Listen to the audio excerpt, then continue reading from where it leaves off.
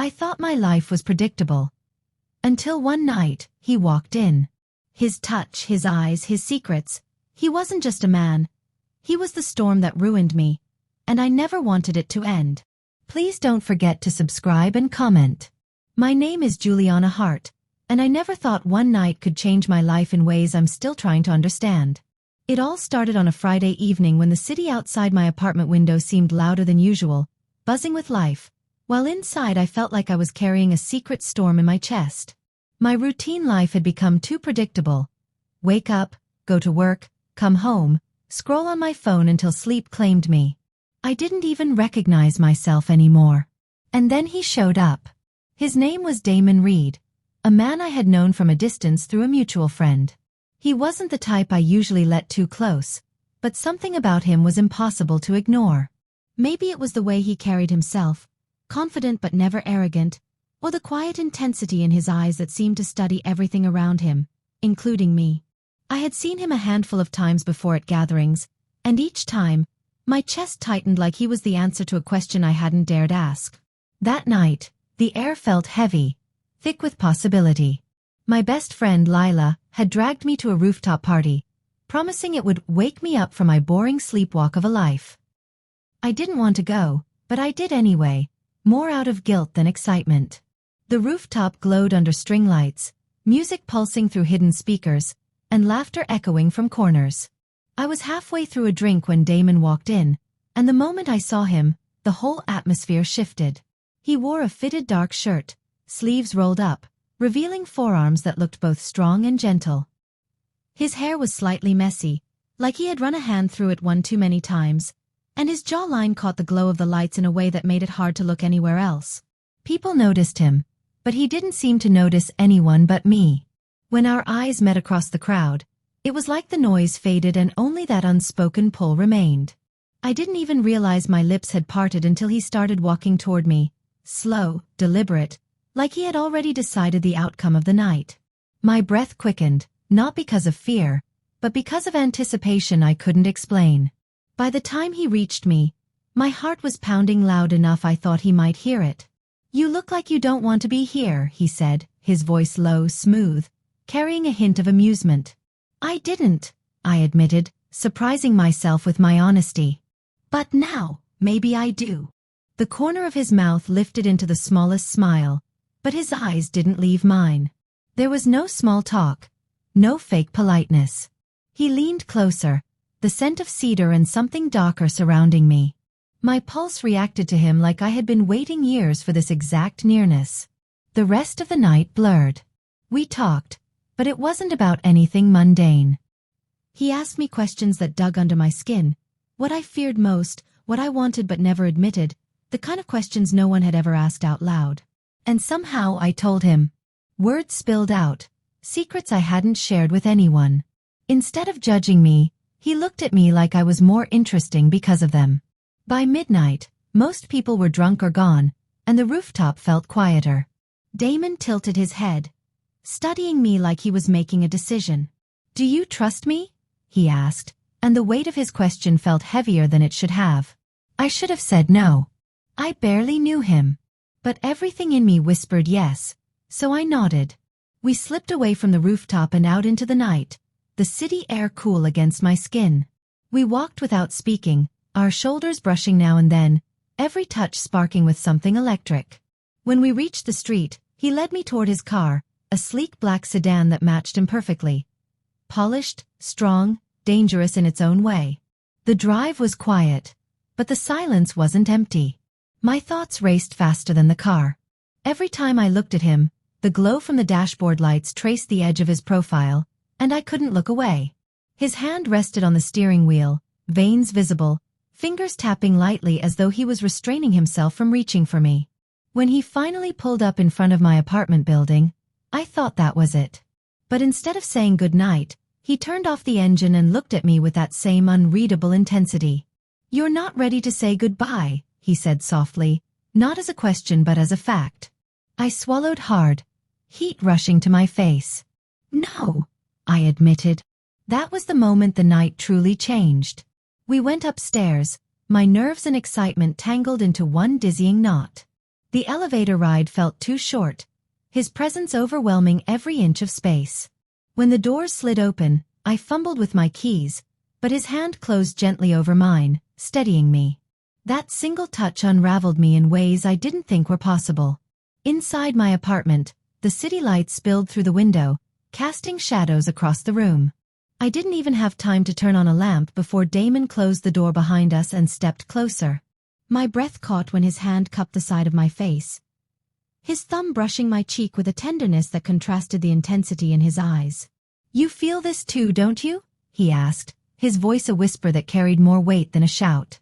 "Yes," I breathed, because denying it would have been impossible.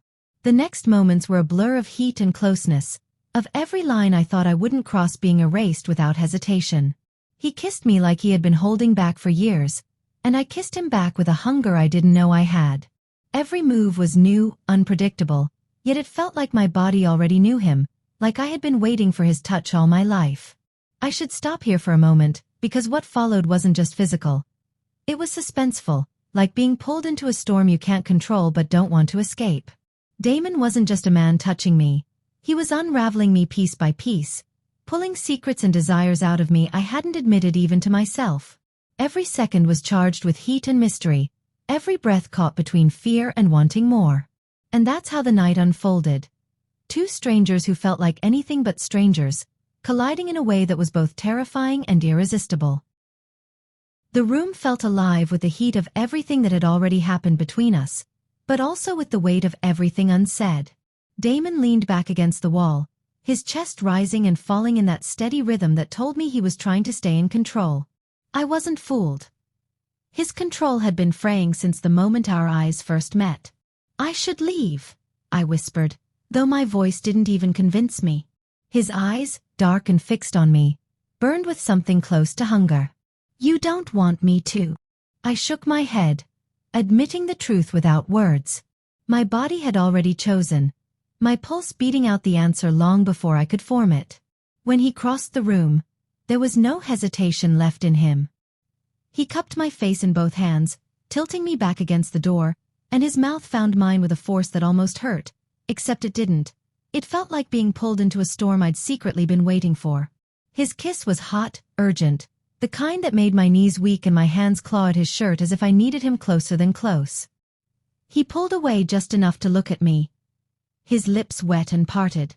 "Tell me to stop, Juliana. Just say the word and I'll walk out that door." The word never came.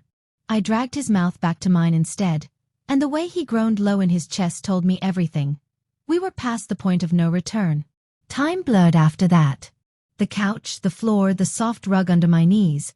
I lost track of where we were, only that his hands explored me like he'd been waiting years to memorize every inch. Every touch of his fingers left trails of fire, every press of his lips made me tremble, every whisper against my ear unraveled me further. I should have been terrified. This man wasn't safe. He was temptation wrapped in a body built for sin, and I knew his world held secrets I couldn't begin to imagine. But fear was the last thing in me. All I could feel was the rush of being seen, really seen, for the first time in too long. When his voice broke through the haze, it was low, almost a growl. "Juliana, you have no idea what you're doing to me." "Yes," I breathed, my hands gripping his shoulders, my head falling back as his mouth trailed lower. "I do." The air turned heavy with heat and the rhythm of our bodies finding a language older than words. His breath was hot against my skin, and mine caught in my throat more times than I could count. It wasn't just physical. It was the electricity of something forbidden, the danger that made it addictive, the suspense of knowing one wrong move could ruin everything, but being too far gone to care. At some point, his hand found mine, threading our fingers together, anchoring me even as the rest of me felt like it might shatter from the intensity. My voice broke, my body shaking with every wave he drew out of me, and his name fell from my lips like a prayer and a curse all at once. When it finally slowed, when the storm eased just enough for me to catch my breath, I collapsed against him, my ear pressed to his chest. His heartbeat thundered like he'd run a marathon, and I realized mine was just as wild. For a long moment, neither of us spoke. His hand stroked lazily up and down my spine, soothing and steady, as if he were trying to calm the chaos he'd created inside me. Finally, I tilted my head back to look at him. Why me? The question slipped out before I could stop it. His expression shifted, something unreadable passing through his eyes. Because you're the one woman I shouldn't touch. And that makes it impossible not to. His words both thrilled and scared me. 1,000 questions burned on my tongue. What secrets was he hiding? What kind of danger had I just stepped into? But when his thumb brushed across my swollen lips and his gaze softened, I couldn't bring myself to ask. Not yet. Instead, I let him kiss me again, slower this time, like a promise instead of a demand. His arms wrapped around me, holding me close, and in that moment, I didn't care about the future or the risks or the fallout. All I cared about was the way he made me feel. Alive, reckless, wanted. The night stretched on, hours melting into each other as we drifted between passion and quiet, between heat and stillness. At some point, I realized dawn was creeping through the blinds, pale light spilling across the room and painting us in gold. Reality hit like a cold wave. I had a life outside this room, a life that suddenly felt miles away from the one I'd just tasted. I have to go, I whispered, my voice reluctant, almost broken. Damon's arms tightened around me, but he didn't argue. He just nodded once, his jaw tight, his eyes searching mine like he wanted to memorize me. When I stood and slipped back into my clothes, my legs still unsteady, I felt his gaze follow me, heavy and consuming. At the door, I hesitated, turning back one last time. Will I see you again? My voice betrayed the hope I shouldn't have let show. His answer was a small wicked smile that didn't quite reach his eyes. You won't be able to stay away, Juliana. Neither will I.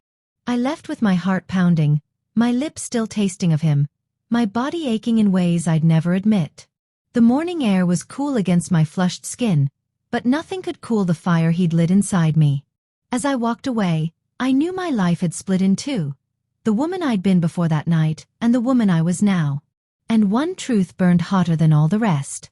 He had come into my life like a storm, and no matter the danger, no matter the cost, I wanted more.